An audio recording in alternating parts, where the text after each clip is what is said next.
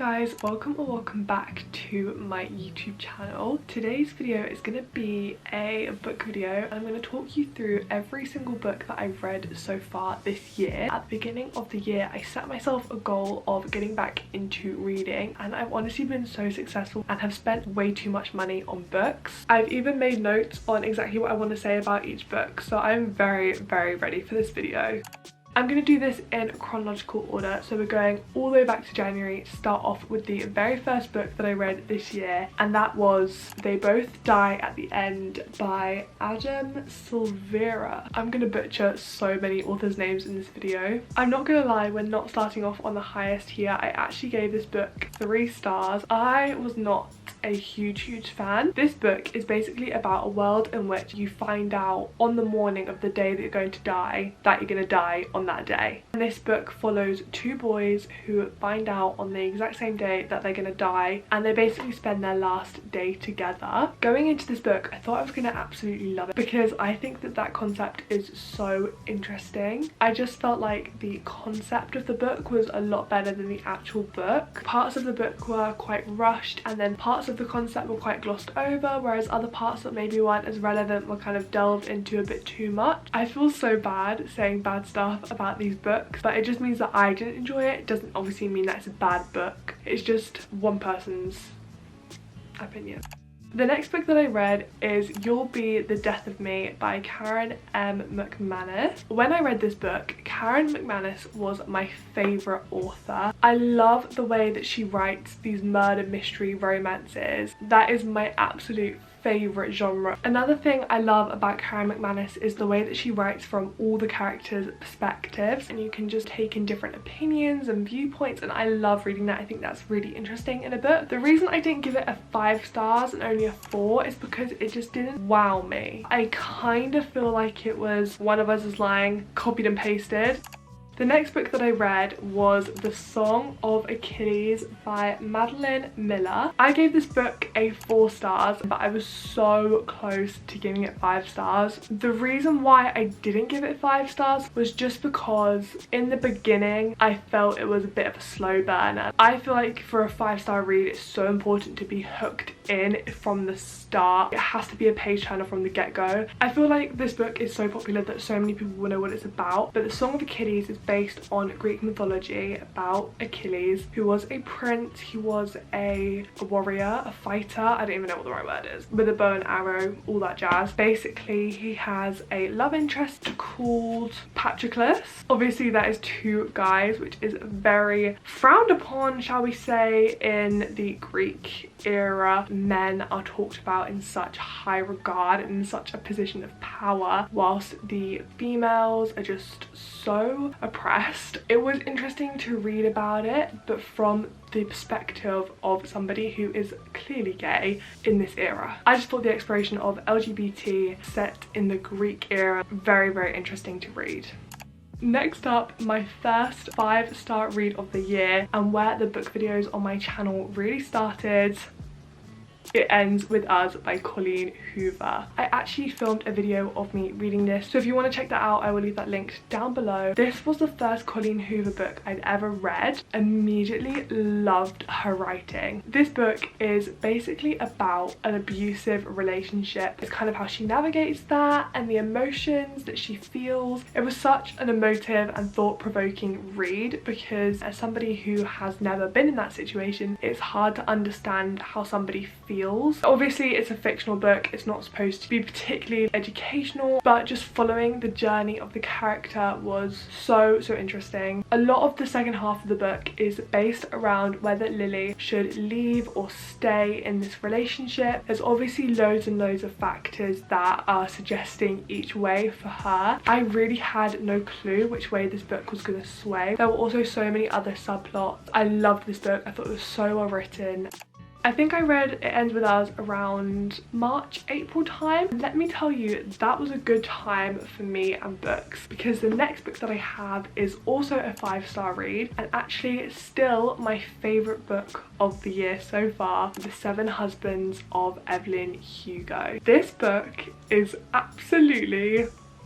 Taylor Jenkins Reid is now my #1 top author. I absolutely loved this book. If there was a 6th star, this is another book which explores LGBT relationships set in an era where it's not so accepted. This is set in Hollywood in, I think, the 60s. It's basically about this incredibly famous actress, Evelyn Hugo. She is like the star of Hollywood, and her secret is that she is in love with a woman called Celia St. James, who is another star in Hollywood. Basically, to push each of their careers, their management puts them with a bunch of different guys. Evelyn is married 7 times. None of the relationships really last because she is absolutely in love with this woman. Although this book is set in the 50s to 80s, it's actually written from the present day. Evelyn hires a journalist to basically sell her life story. She basically wants to tell the world that she was in love with this woman and tell the whole life story and like behind the scenes of everything that happened in Hollywood throughout her experience. The book is split into 7 chapters, 1 for each husband, and you basically followed that part of her life and what happened in that relationship, how that relationship came about. There were multiple subplots because obviously you're flicking between all different time frames, which is one of my favorite things in a book. If you give me different perspectives or different times, I'm here for it. My favorite thing about this book was how it was so gripping, and I basically had no idea how it's gonna end till it just hit right at the end, and so many things were revealed just all at once. If a book has an ending that I'm not expecting, immediately yes.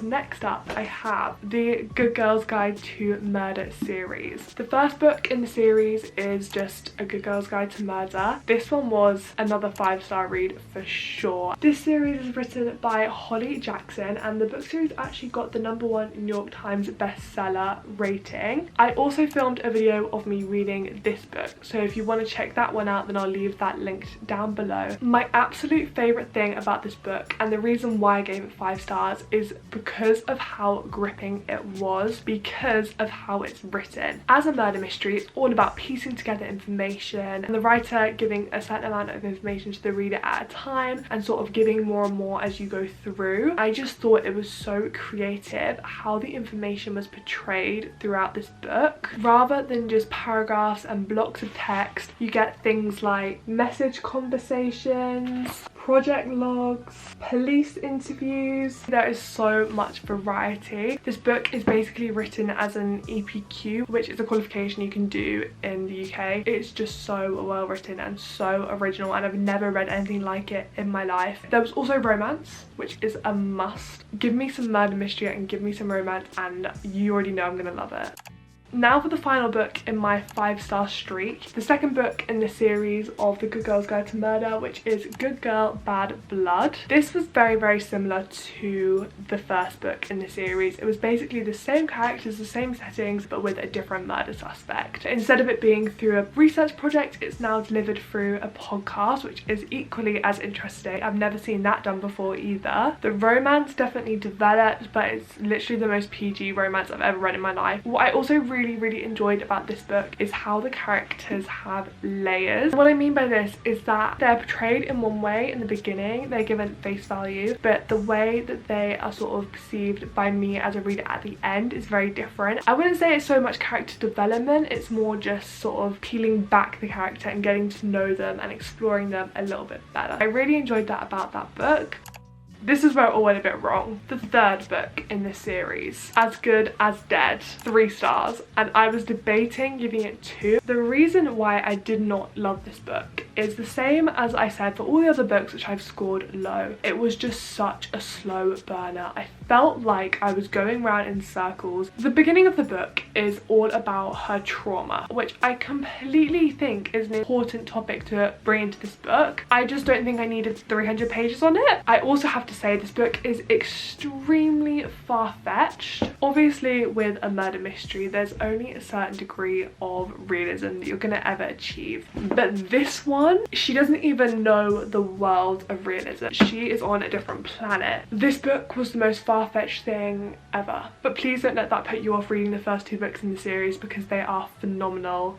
Back to 5-star reads and back to Colleen Hoover. My second favourite book of the year so far is Ugly Love. I feel like this book, as much as it is talked about online, it's very much glossed over by It Ends With Us. This book is phenomenal. This is a true romance. It's basically about one character who is not looking for anything sort of relationship wise, and then there's the girl who basically falls for him. He also falls for her, but he doesn't want to admit it because obviously he's only looking for a good time. It's basically all about how they deal with that. It's just really interesting to read along with and unpack. There's clearly a common theme between all these books about what I love in a 5-star read, and this book had so many of those things. You go back in time to see one of Miles's past relationship, and then you have the present day, which I'm pretty sure is all from her perspective. One other thing I've written down on my list is that I thought that once again Colleen Hoover was so creative, because I personally have never seen this done before. When the main character Miles is in love, she writes his dialogue in the center of the page, and then when he's not in love it's just normal, but you can see here like the exact moment that he falls in love. That is so creative. The next thing that I read was the Heartstopper series. I actually also filmed a video of me reading these books, so if you want to check that out, once again I'll leave that linked down below. These comics are incredible. The first 2 comics, which is basically what the Netflix series are based on, in my opinion 5 stars. I have never read a comic before reading these, and honestly it was so much fun. I love how all of the pictures just say so much. There's pages without any speech on them at all, like this one, and you just get so much information from this page. I think that Alice Oseman is such an incredible comic artist. After reading these first 2 comics I was on such a high, and then I read the 3rd and 4th books. I haven't actually got the 3rd book with me because I lent it to my best friend, but the 3rd book I would give a 4-star. The 4th book, however, I would give this a 3-star, maybe even a 2. It was just quite a challenging, triggering